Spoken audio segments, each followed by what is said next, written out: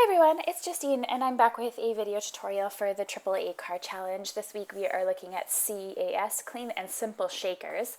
It's kind of a challenge to create a clean and simple shaker card because generally clean and simple cards only have one layer or have a ton of white space or whatever the case may be. So I decided to just create a very simple shaker in the sense that my shaker is very small and is in the bottom corner, right corner of my focal point, and the rest is going to be CAS. Also, what I thought would be really cool is to create a shaker card where it's completely see-through, so you see through right to the back of the card instead of, seeing into a background or background paper or something like that. So I'm going to be using this Create a Smile frame die. It was perfect for small shakers, I find. I'm going to have to cut this out from my piece of cardstock here. I have my card base already. It measures 11 by 4¼ inches, and it's scored in the middle there at 5½ inches. I'm going to put my frame here on an angle, and because I have the magnetic platform, it generally stays in place really well, and I don't have to worry about that. I'm going to run it through my Big Shot, and then I'm going to have a gigantic hole in my card. Now once I run this through, two things are going to pop out of it. One, the frame is going to pop out, as well as the frame in the middle, so that square piece there is going to come out as well, and you can save that square frame there for another day. If you want to use that on another card you can, or if you want to toss it, that's fine too. So you'll see now that I have this sort of hole in my card. Now in order to create a CAS shaker, or a clean and simple shaker, and in order to create a shaker that has a see-through window instead of seeing into the card, you have to put a piece of transparency paper on the inside of the card. Now what I did was I grabbed my frame and I measured how big approximately it is from side to side, because it's a square, it would be the same. So I believe it was 2 1/8 inch or something like that. I can't remember exactly what the measurement was, and because it's transparent it's a little hard to see on the screen to let you know.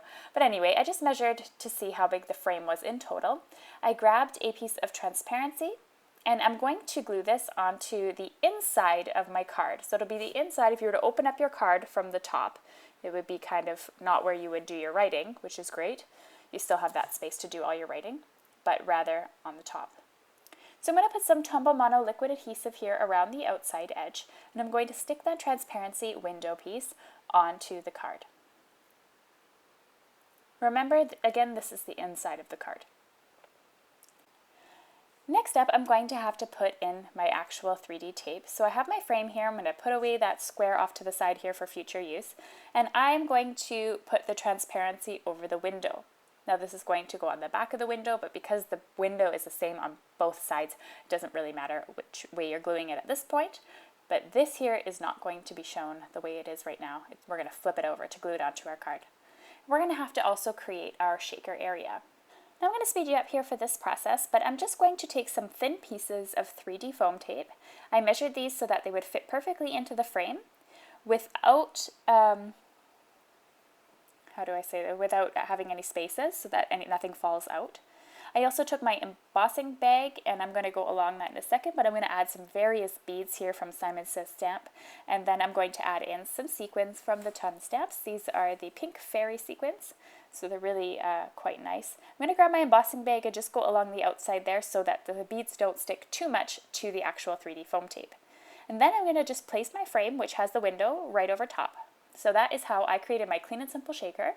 As you can see, the window frame is see-through, which is really fun as well, which I don't see too often. So you could actually stamp something on the inside of the card that would show through when the card is closed only. But right now I'm going to continue going on with my sentiment. This is the This Must Be Love stamp set from Create a Smile Stamps, which I've used plenty of times over the last little while, if you haven't noticed yet, but it is quite my favorite. And this says Forever Young. Now, please resist the temptation to start singing, because I definitely did not resist that temptation when I was making the card. Just kind of belting out Forever Young in my craft room while everybody was listening to me thinking I'm crazy. But anyway, I'm going to ink this up using Memento Fine ink, and I am going to stamp this onto my shaker. Now, I'm using a MISTI because it might have been a good idea to actually stamp this before we attach the window, but I actually had no issues stamping the stamp with the frame in the way. That didn't end up being a problem whatsoever. So as you can see, with my MISTI, I'm able to just stamp down in that exact same place over and over again. And with really bold black sentiments, I do like to stamp 2 times, so I like to ink it up twice just to get that really crisp, bold black. So you'll be able to see now, once I stamp this a second time, the difference between just stamping it once and stamping it twice. And then I just simply wanted to add a couple of embellishments. So I used 2 colors of ink here. I used Coral Berry, I believe it was called, from Altenew, and then the Grape, which is one of the darker colors of the purple set from Altenew. I'll have those linked to below with the exact names in the description below. So I stamped 5 envelopes. That stamp actually comes with the It Must Be Love stamp, and I stamped those in purple and pink just to match sort of the colors that are in the inside of the shaker. The last touch would be simply to fold the card in half and make it a top folding card. And you can see it shaking there, which makes it really, really fun. I absolutely love shaker cards, and I think this sort of fits the criteria of the actual shaker card itself. And again, you could stamp something on the inside of the card which would show through that window. So there's a little bit of a close-up look for you. All the supplies used are linked to below in the video description or on my blog. You can click my blog to visit my blog up at the top there. Over on the right, there's a subscribe button. Don't forget to subscribe to my channel so you don't miss out on any videos. And then the moving video there would be check out a previous video, also using the same stamp set. Thanks so much for watching, everyone. Have a good one.